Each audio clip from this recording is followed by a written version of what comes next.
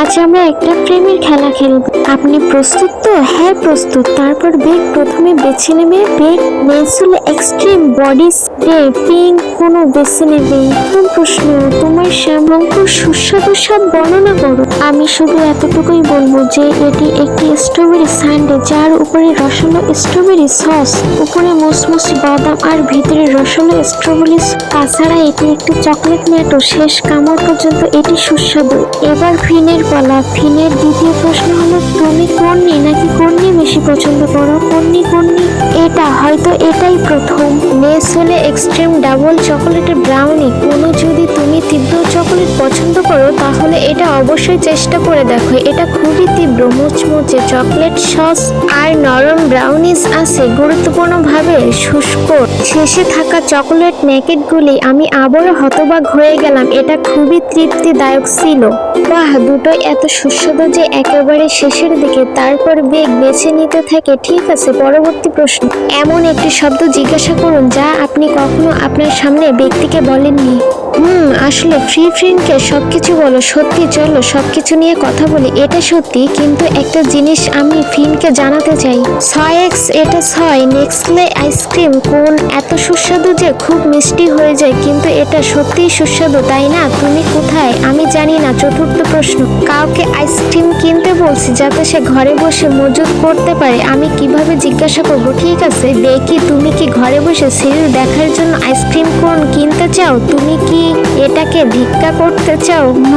মাসি আন্টি ও মাই গড। না, আহা ঠিক আছে কিন্তু আমরা কি শুধু আমাদের দুজনের মধ্যেই এটা দেখতে চাচ্ছি? তাহলে নেসলে আইসক্রিম কোন চেন ইভেন্টে আপনার বান্ধবীকে আমাদের সাথে মজা করার জন্য আমন্ত্রণ জানাবেন, কেমন হবে?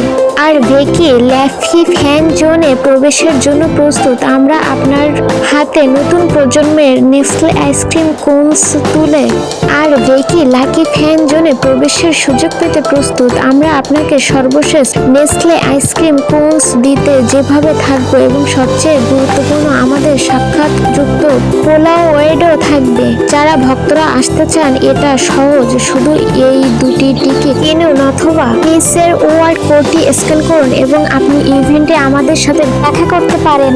হ্যালো, আই এম টিন সারোসা.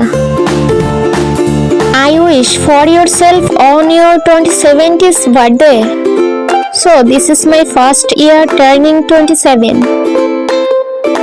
I wished for happiness, both physically and mentally. Good health in both body and mind. And whatever I do, I want to feel happy every day and success in everything that brings me joy. I want my body and mind to always meet those moments. How did it feel to attend the Met Gala? I was so excited for the Met Gala. It's like when I being there among so many icons. I felt like I was soaking in a hug wire of inspiration. Favorite moments was seeing everyone enjoys Theme 7 together. That was such a beautiful time. If you had superpowers, how would you use it? I had loved to have 2 superpowers. The first is teleportation. Go to anywhere instantly without traffic. Like if I wanted to go to Chiang Mai today.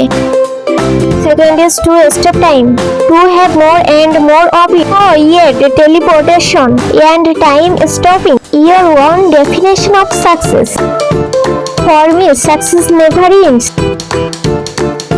I think it can happen every day, every moment. It doesn't have to be a big drama. For example, if today I really want to do something, we don't need to accept too much or think too far for the future. As long as we do our best in the present, take the past as a lesson and happy in the moment, that it is really success in life.